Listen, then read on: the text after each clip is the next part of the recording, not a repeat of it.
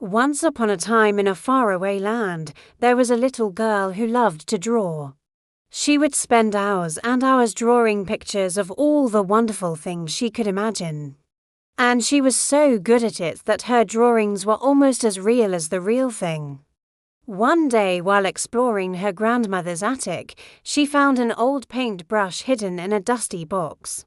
It was a beautiful brush made from the softest bristles, and when she used it to paint, the colors were so vibrant and the lines were so precise. But what she didn't know was that this was no ordinary paintbrush.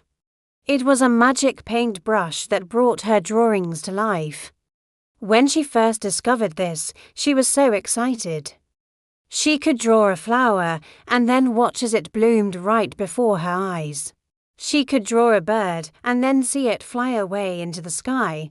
She could even draw a tiny little kitten and then watch as it chased its tail around the room. At first, she only drew good things.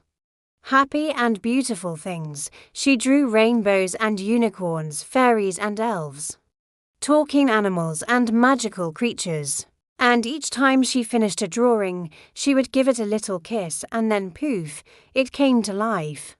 She had so much fun playing with her new friends and they became the best of friends. The unicorn was her favorite. She named him Sparkles and they would go on all sorts of adventures together. They would travel to faraway lands and fight against evil wizards and rescue princesses from tall towers. And every night before bed, Sparkle would nuzzle his head under her chin and tell her that she was the best friend he could ever imagine. But one day, she got bored of drawing the same old things. She wanted to draw something new, something more exciting, so she went to the library and checked out a book on monsters. She learned about all sorts of scary and creepy creatures, from slithering snakes to giant spiders to bloodthirsty werewolves, and she thought to herself, wouldn't it be cool to have a monster of my very own? So when she got home, she sat down at her drawing table and began to sketch. She drew sharp teeth and glowing red eyes, and long, slimy fingers. And when she was finished, she gave her drawing a little kiss and poof, the monster came to life. And at first, it was fun. The monster was big and strong and could do all sorts of things that she couldn't. It could stomp through the forest and roar at the top of its lungs and even fight off a hungry lion. But after a while, the little girl got tired of the monster. It was loud and smelly and kept getting into mischief. And one day she got a little angry. So she grabbed her paintbrush and drew a big, fat X over the monster's heart.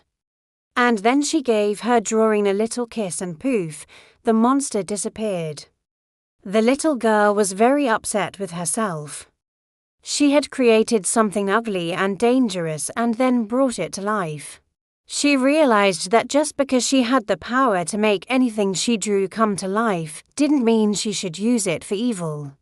She could draw something beautiful or she could draw something scary, but she had to remember that whatever she drew would become real, whether it was a friendly monster or an evil wizard.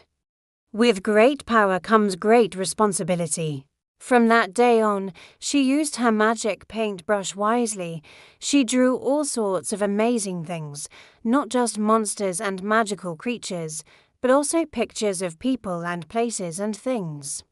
And every time she finished a drawing, she gave it a little kiss and then poof, it came to life. And she learned that the most important thing about being an artist isn't just the ability to make your drawings come to life, but the responsibility to use that power for good.